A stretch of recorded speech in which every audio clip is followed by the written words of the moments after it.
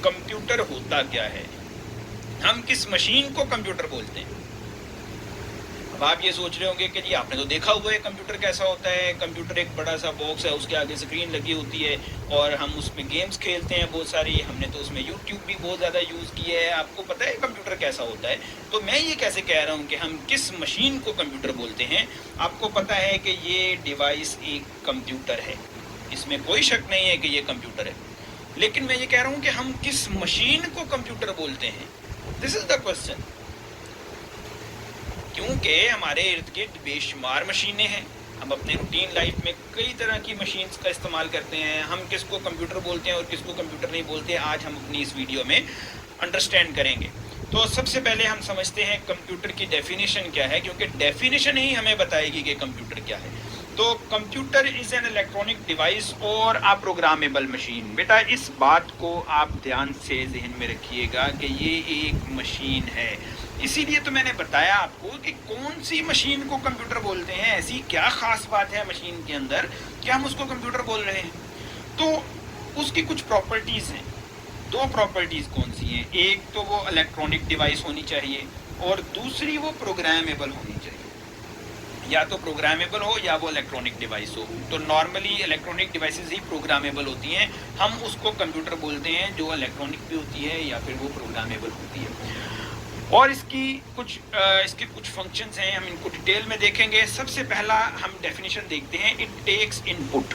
ये हमसे इनपुट लेती है, प्रोसेस दैट गिवन इनपुट, और उस इनपुट को कुछ प्रोसेस करती है जो हमने उसको दी होती है, और उसके बाद वो हमें कोई आउटपुट प्रोड्यूस करके देती है in the form of information, जो कि एक इंफॉर्मेशन है। हमें भी इनको आगे देखते हैं। ये कुछ डेफिनेशंस हैं। हम सबसे पहले मशीन को समझेंगे कि मशीन क्या चीज़ है, बाद में हम इनकी बात करते हैं।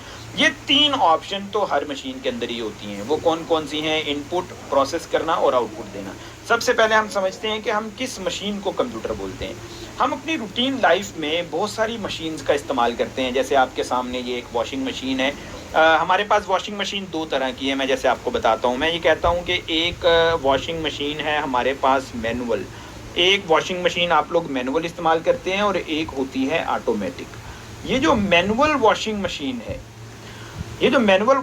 है, हम इसको भी इनपुट देते हैं और ये इनपुट करने के बाद प्रोसेसिंग करती है। अपने एंड पे इसने बहुत कुछ करना होता है और वो प्रोसेसिंग करके फिर वो हमें एक आउटपुट देती है। और वो आउटपुट क्या होती है? वो हमारे कपड़े साफ़ हुए में हमें मिलते हैं।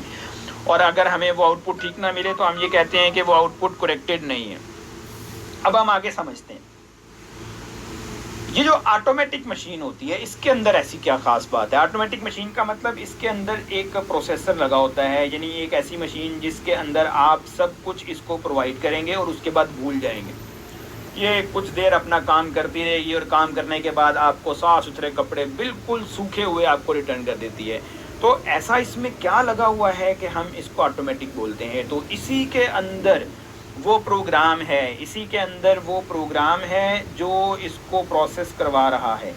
और हम ऐसी मशीन को कंप्यूटराइज्ड मशीन भी बोलते हैं। आपको ये पता है कि हम ऐसी मशीन को कंप्यूटराइज्ड मशीन बोलते हैं। ये कंप्यूटर तो नहीं है डेफिनेटली, इसके साथ कोई कीबोर्ड नहीं है, कोई माउस नहीं है जिसको आप यूज़ कर सकते हैं, ना कोई स्क्रीन नज़र आ रही है आपको ऐसी, लेकिन बस कपड़े घूमते हुए नज़र आ रहे हैं और ऐसा लग रहा है कि जैसे हम कोई नॉर्मल मशीन इस्तेमाल कर रहे हैं। लेकिन ये कंप्यूटराइज्ड मशीन है। इसके कुछ कैरेक्टरिस्टिक्स हैं कि आप इसको डाटा प्रोवाइड करके हम इसे कपड़े डाटा की शेप में प्रोवाइड करते हैं और ये अपना काम करती रहती है। बाद में हम लोग अपना काम करते रहते हैं और हमने साफ़ किए हुए कपड़े ये मशीन हमें आउटपुट की शेप में रिटर्न कर देती है।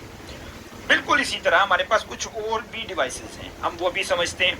मैं एक और टर्म यूज़ करता हूँ, जैसे ये एक बाइक है, ये भी एक मशीन है। और इस बाइक की एक खासियत क्या होती है? ये भी आपसे इनपुट लेती है, ये आपसे इनपुट लेगी। हर पर्सन जो इसको चलाता है उसको पता है कि आप इसको इनपुट देंगे, यानी इसको कुछ इंस्ट्रक्शन देनी पड़ेंगी और ये अपने एंड पे कुछ प्रोसेसिंग करेगी। ये अपने एंड पे किसी भी किस्म की प्रोसेसिंग कर सकती है, जो भी इंटरनल होता है ये हमें इससे कोई गर्ज नहीं है। और प्रोसेसिंग करने के बाद इसकी आपको एक आउटपुट मिलेगी और वो आउटपुट क्या होगी कि ये बाइक जो है ये अपनी जगह से मूव करती हुई आगे निकल जाएगी। तो ये हमें आउटपुट मिल जाएगी। ये भी एक मशीन है लेकिन आप इसे कंप्यूटर नहीं बोलते। क्योंकि इसके अंदर कोई इलेक्ट्रॉनिक डिवाइस नहीं है जिसको प्रोग्राम किया जा सके और हम इसको प्रोग्राम के थ्रू इस्तेमाल कर सकें। इसके अंदर मैनुअल सिस्टम होता है, जैसे आप देख सकते हैं ये गेयर्स का सिस्टम है, ठीक है। आपको ये आइडिया है कि हर गाड़ी के अंदर गेयर्स होते हैं। गेयर्स का मतलब गरारी होता है, जैसे ये गेयर्स आपके सामने मूव हो रही हैं, ये एक स्ट्रक्चर है आपके सामने कि एक गेयर जो है वो दूसरी गेयर्स के साथ एंगेज है और तमाम गेयर्स जो है ना वो वर्क कर रही हैं। और यही सिस्टम एक उस डिवाइस के अंदर लगा होता है जो कंप्यूटराइज्ड नहीं होती। इस सिस्टम को हम बोलते हैं मैकेनिकल सिस्टम। तो ऐसी डिवाइस को हम जो है ना वो इलेक्ट्रॉनिक डिवाइस नहीं बोलते, बल्कि हम इसको मैकेनिकल डिवाइसेस बोलते हैं, इसीलिए इसको कंप्यूटर नहीं कहा जाता। आगे हम एक और डिवाइस का इस्तेमाल करते हैं, एक और चीज़ समझते हैं। जैसे आपके सामने ये एक फ़ैन है, इस फ़ैन की एक प्रॉपर्टी है कि ये इलेक्ट्रिकल है, ये इलेक्ट्रिकल है, ये इलेक्ट्रॉनिक डिवाइस नहीं है, ठीक है जी। और दूसरी चीज़ आप देखें ये रिवॉल्व कर रहा है, ये मूव कर रहा है एक जगह पे दूसरी जगह पर। कुछ फैन ऐसे होते हैं कि जो मूव नहीं करते, वो स्टिल एक जगह पे रहते हैं। और अगर आप चाहते हैं कि ये एक जगह से दूसरी जगह पे मूव करे तो आपको इसके एक जगह पे इनपुट लगी होती है और आपको उस बटन को प्रेस करना होता है। जैसे ही आप उस बटन को प्रेस करेंगे, ये आपने इनपुट दिया उसको और उसने क्या किया, इसके अंदर कुछ गेयर्स लगी होंगी, वो गेयर्स मूव होंगी और मूव होने के बाद क्या होगा, ये फ़ैन एक जगह से दूसरी जगह मूव करना शुरू कर देगा।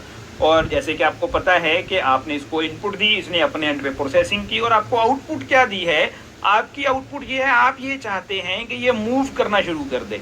तो जैसे ही आपको ये मूव करना शुरू करेगा, आपको पता लग गया है। अब आप ये चाहते हैं कि ये दोबारा से बंद हो जाए, आप फिर इसको इनपुट देंगे, उस बटन को ऊपर खींच लेंगे और ये बंद हो जाएगा। तो इससे होगा ये कि आपकी जो मशीन है, आपने उसको 3 स्टेप परफॉर्म करने के लिए कहे हैं। एक है इनपुट, वो आप इनपुट भी प्रोसेस करवा रहे हैं, उससे इनपुट दे के फिर वो उसको प्रोसेस करेगा और प्रोसेस करके वो आपको आउटपुट देगा आपकी रिक्वायरमेंट के मुताबिक।